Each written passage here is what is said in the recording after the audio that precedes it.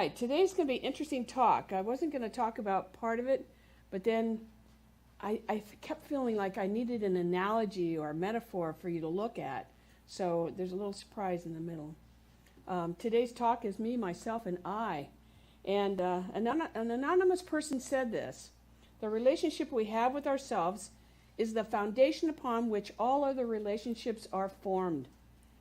Which do we choose? Self-love or self-hatred? Self-worth or invalidation of the self? Our invitation today is to learn how to love ourselves and to practice this deeper, fuller, more complete embodiment of love. So, when I have a topic like this, what I like to do is ask you a question. How do you treat yourself today? Think about it. How are you treating yourself? Are you kind to yourself? You don't have to raise your hands, by the way. Do you get upset with yourself? I know I get upset with myself all the time. Do you pamper yourself? Probably not enough. When's the last time you took yourself out for a treat? I do that too often. But when's the last time you did that? Or when's the last time you went and bought yourself something that was special just for you? There's nobody else. Are you happy? Or are you not happy? These are real things here. You know, today we're going to focus on the relationship we have with ourselves, which is something we don't normally talk about. But there's a correlation between how we treat ourselves, how we treat others, and how we want others to treat us. I don't know that we think about that full circle. We kind of go around and be. But there's a direct correlation. The other thing is, we don't normally think of self-care as a spiritual practice. We think of it as something we have to do. I'm inviting us today to look at this as a spiritual practice, something that we must do. In Science of Mind magazine said this, oops, there we go, thank you. Our three greatest needs are to feel that we are needed, wanted, and loved. That's really the end of the story. But to feel that we belong to the universe in which we live. Now, I'm going to give you kind of an analogy, because the next thing I'm going to talk about is how do we really look at ourselves. And it's always good when we're in a relationship with somebody, because they always see all the good things about us, don't they? No, they like to do this, right? But I want you to think about this as yourself, and if you were in a relationship for somebody. The Science of Mind textbook says, it points to the realization that what we know of ourselves, what we know about ourselves, and what we know for ourselves. Now, if we're in a relationship, and it's not a healthy relationship, what happens is we know all about them, we know about them, we know of them, and we do everything for them. Can you relate to that? Now, let's move it to the healthy relationship, where you actually have two people who know of themselves, they know about themselves, and they know for themselves. When you bring two wholes together, what do you get? You get a bigger whole. Not a H-O-L, but a W-H-O-L. You get a better relationship. So I want you to think about that, because we all have the decision what kind of life and experience we want to have. We have a choice. Do you realize you have a choice? I want to see some nods. Yeah, okay. I do this on purpose because, you know, I can just say a lot of words, but if it has no meaning to you, then it has no meaning.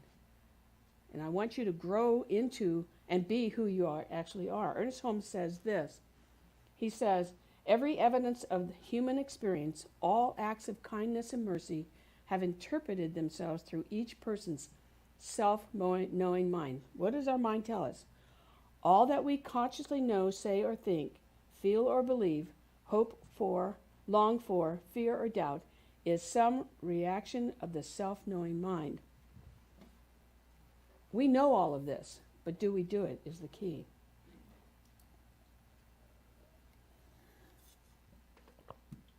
So I'm going to talk about 3 things today. One is self-identification, self-care, and self-talk. First, talk about self-identification. Ersholm says this. He says, all things, ourselves included, are some manifestation of spirit, God, whatever word you want to call it, we are a manifestation of that. Hence, all things have a direct relationship to it. Now, it meaning God, but truth is our spirit within. We're connected to that oneness.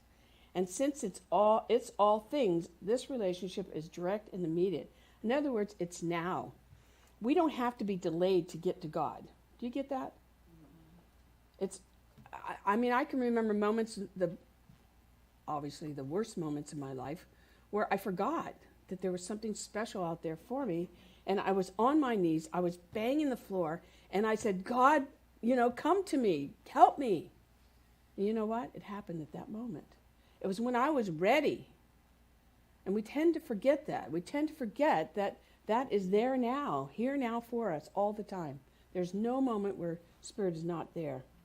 So let's talk about your self-identification.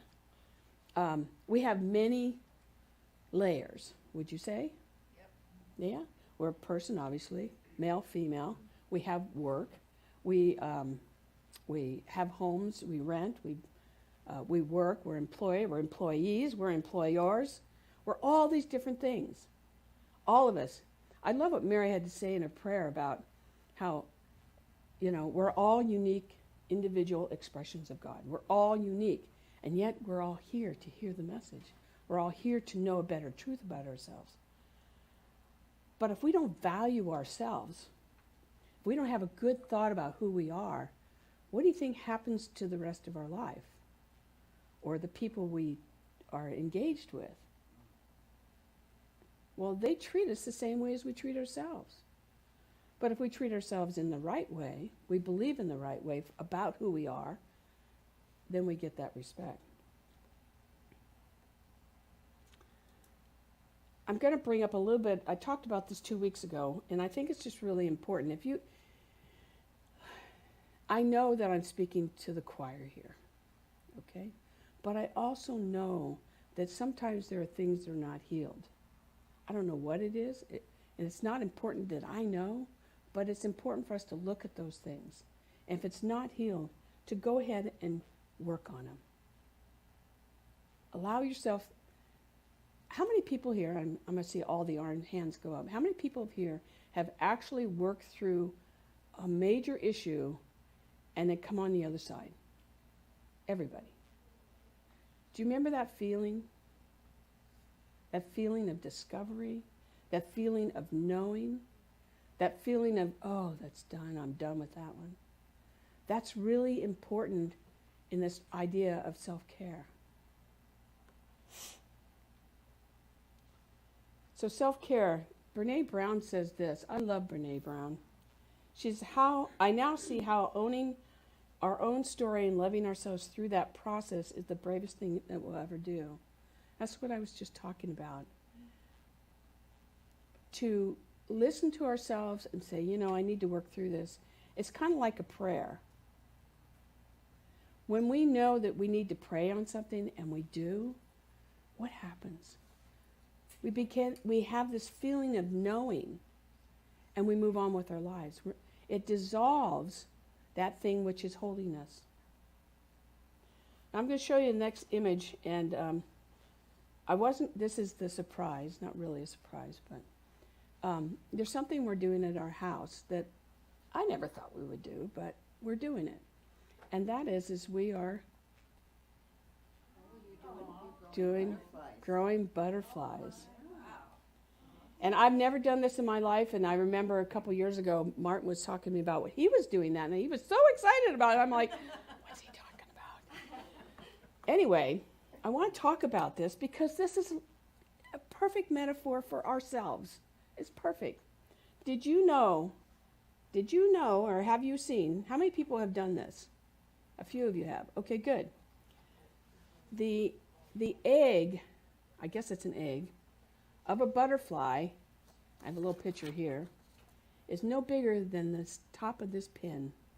See that, those little dots?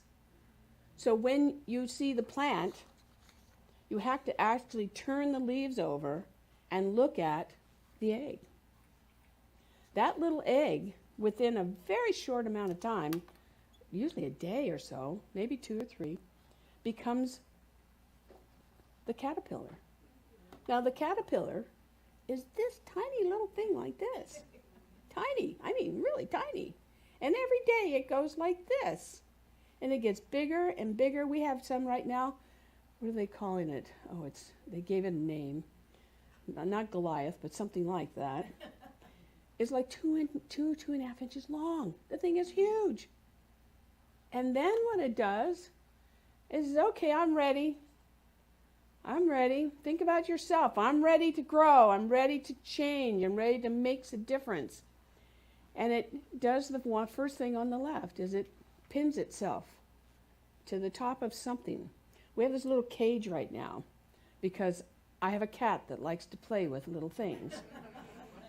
Anyway, so we have this little cage that's all enclosed, and it had 2 of them have put their, I don't know, what do you call that anyway? They've stuck to the top of the cage, right?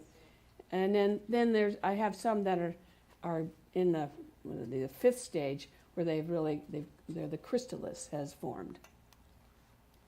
Now, what I want you to know about this is perfect analogy of who we are and what happens to us. We go, I got to change.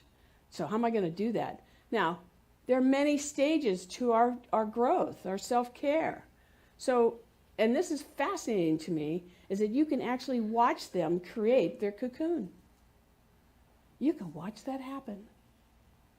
This morning, though, 2 of those cocoons, we put a flashlight on them. Guess what we saw? The first one on the bottom.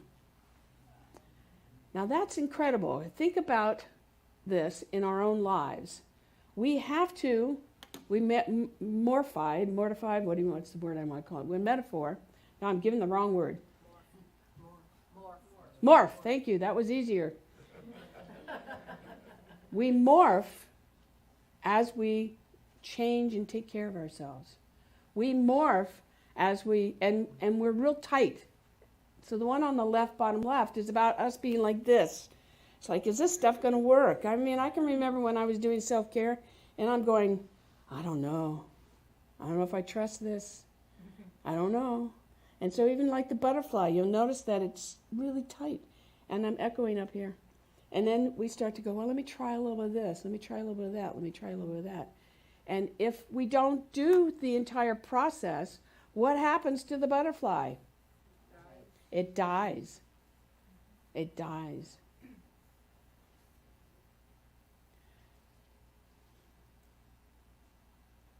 We don't necessarily die, but we have to try again. We have to continue to try again. We have a longer life than the butterfly.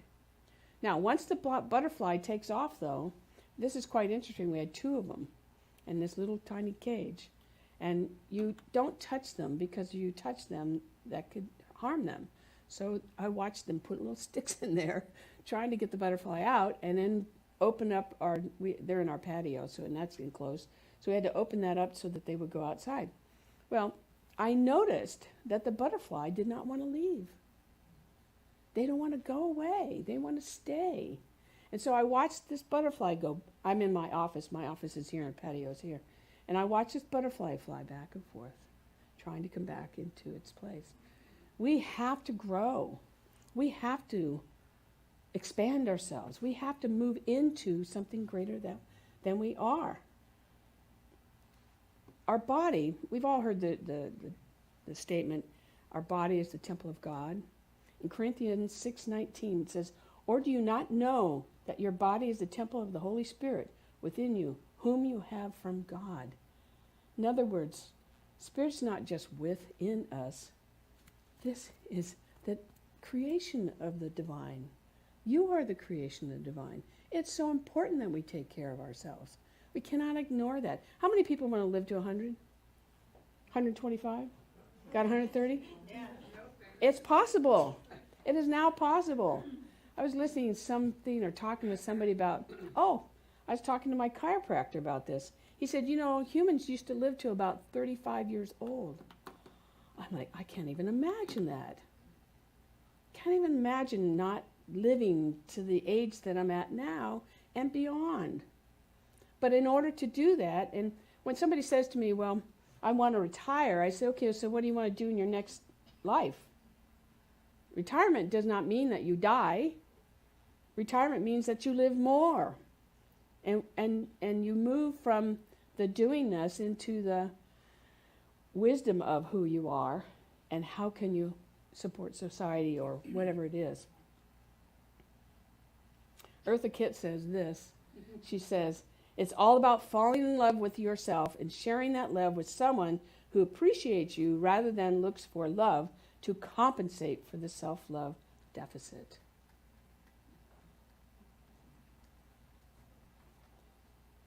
So I like to think of relationships as two whole beings. That we push the buttons, okay, those happen, but we also help the others. We come to appreciate the soul of the other individual. And so part of the falling in love is about that you love yourself so much that you will stand up for you, just like the quote.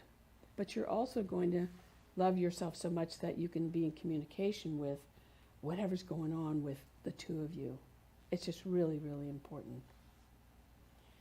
All right, the last thing I'm going to talk about is self-talk. Anybody have any self-talk going on? All the time, right? All the time. Oh, I'm sorry. You're healed, okay. No, I'm just kidding. I don't do that. Praise God. Yeah, right. I left that last church, I think. Okay. Anyway, self-talk is an indicator of how we think and feel about ourselves. I know that when I get into deep self-talk, I need help. Anybody had that happen?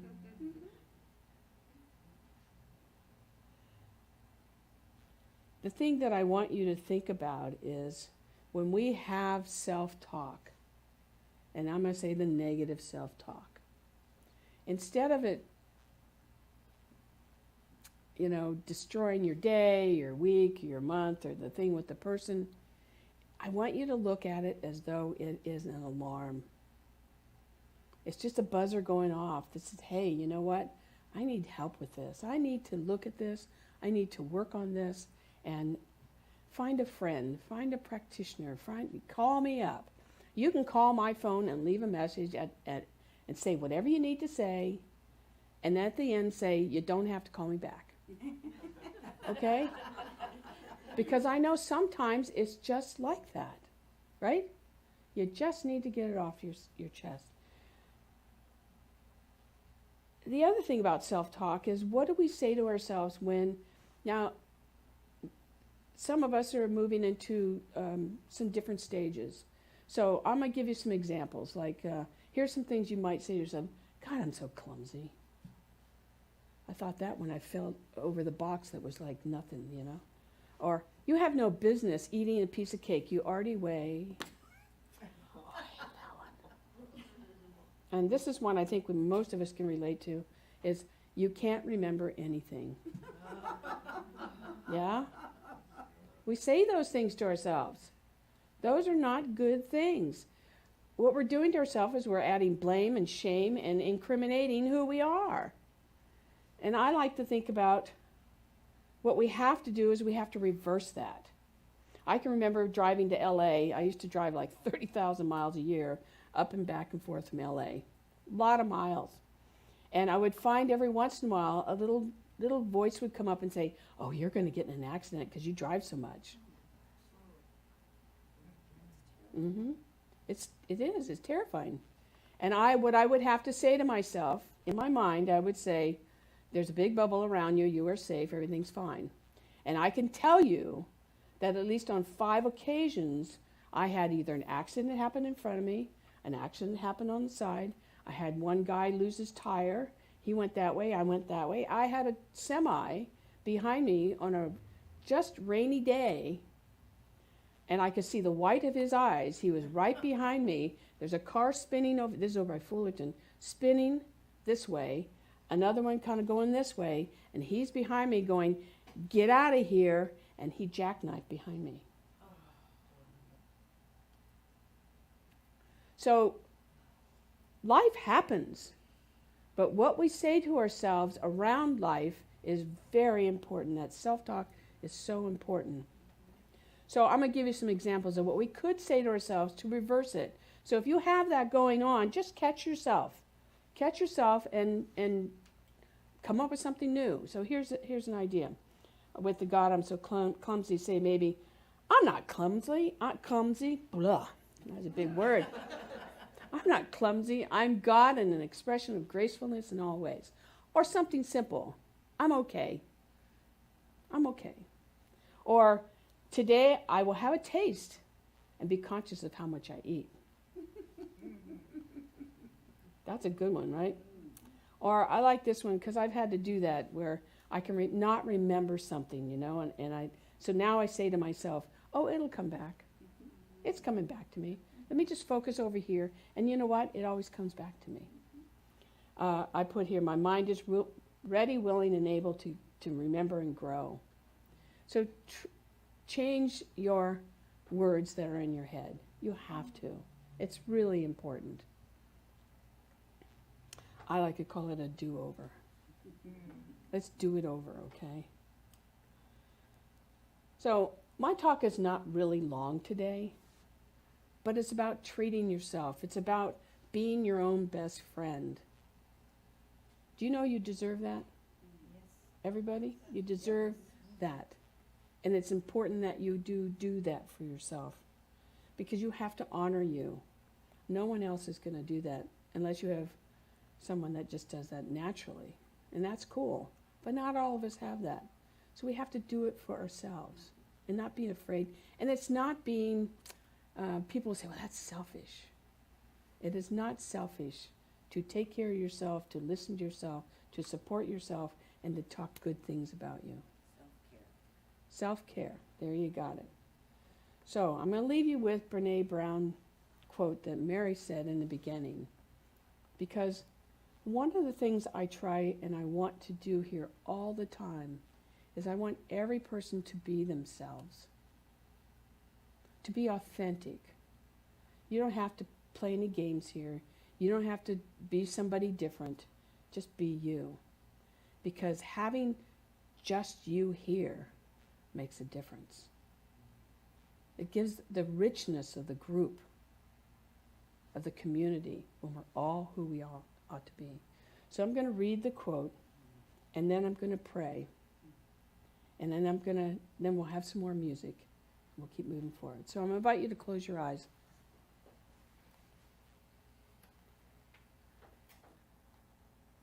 Brene Brown says this: true belonging is the spiritual practice of believing in and belonging to yourself so deeply that you can share your most authentic self with the world and find sacredness in both being a part of something and standing alone in the wilderness.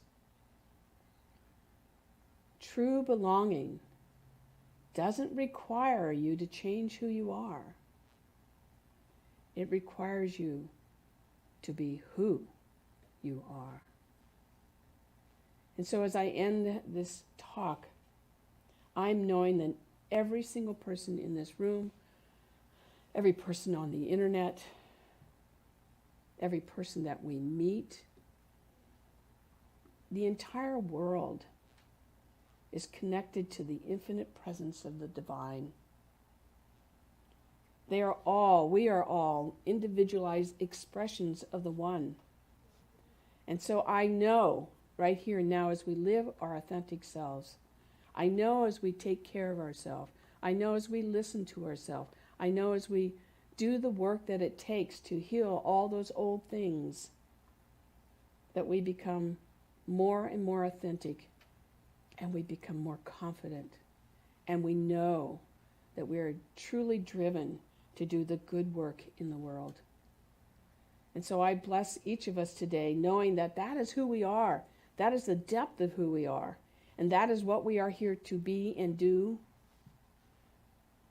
And knowing that, I know it's already done. I don't have to do a thing, because I know that each person here is blessed with that same promise to be one with themselves and to make a difference in the world. And so I give thanks for this day, for this conversation, for this talk, for everyone that is here, and for the oneness of our divine connection to something greater that is motivating us to move in the world and to make a difference. And so with that, I give great thanks. And I let it be. And so it is. Amen. Let's